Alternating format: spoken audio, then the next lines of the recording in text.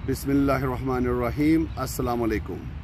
प्यारे दोस्तों, आज मैं आपकी खिदमत में कामयाब लोगों की कुछ निशानियां पेश करने जा रहा हूं। आजकल हम सब इस बहस में लगे हुए हैं कि कामयाब कौन है, नाकाम कौन है, दौलतमंद कौन है, गरीब कौन है।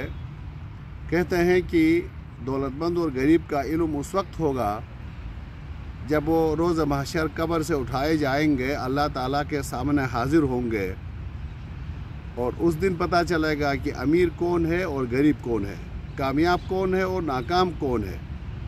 ज़िंदगी में कामयाब वो है जिसका इख्तिताम अच्छा हो। कुरान पाक में इरशाद हुआ है, बस जो शख्स आग से हटा दिया जाए और जन्नत में दाखिल कर दिया जाए, बेशक वो कामयाब हो गया।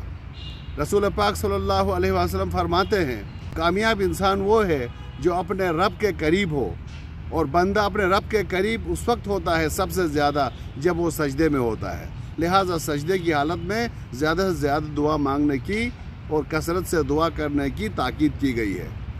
कामयाब लोग बेबुनियाद उम्मीदों और झूठी तवक्कुआत पर तकिया करके नहीं बैठते हैं, बल्कि वो नजात के लिए फ़राइज़ व आमाल, अखलाक हसना और अहकाम व हुदूद की पाबंदियों के साथ इस्लामी अक़दार की वैल्यूज़ को ज़िंदा रखने के लिए फिर वक्त के फ़िरौनों के साथ मुसलसल जिद्दोजहद में रहते हैं।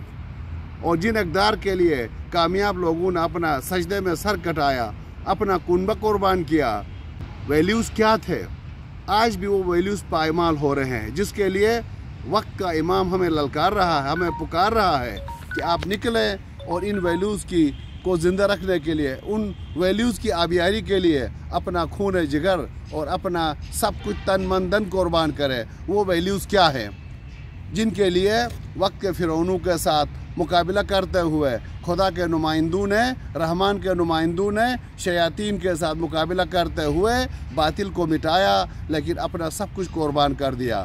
उन वैल्यूज़ का इल्म होना हर नौजवान के लिए ज़रूरी है। तो वो वैल्यूज़ में से सबसे अहम वैल्यू खुदाए वाहिद की बंदगी और अपने जैसे या कमज़रफ़ इंसानों की गुलामी से नजात है।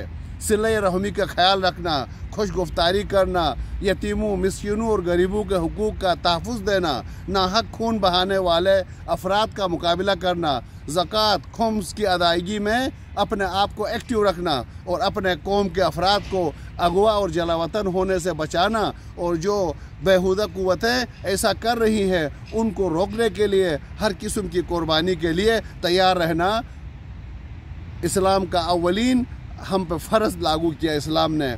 तो मेरे प्यारे दोस्तों, तारीख़ में ऐसी लातादाद ज़िंदगियाँ हैं जो अच्छाई से शुरू होकर बुराई पर ख़त्म हुई है, उनकी बदबख्ती थी। मिसाल के तौर पर इब्न मुलजिम एक वैसा बदबख्त इंसान था जो मौला अलैहिस्सलाम का करीबी साथियों में से था, लेकिन उसका अंजाम दुश्मन खुदा में हुआ और मौला अलैहिस्सलाम की शहादत में उस मलऊन का हाथ नजासत का शिकार हो गया। इसी तरह से आप देख रहे हैं उमर साद मरवान जो थे वो मौला अली अलैहिस्सलाम के साथ थे, लेकिन उनका इख्तिताम जहालत और कुफ्र के साथ हुआ।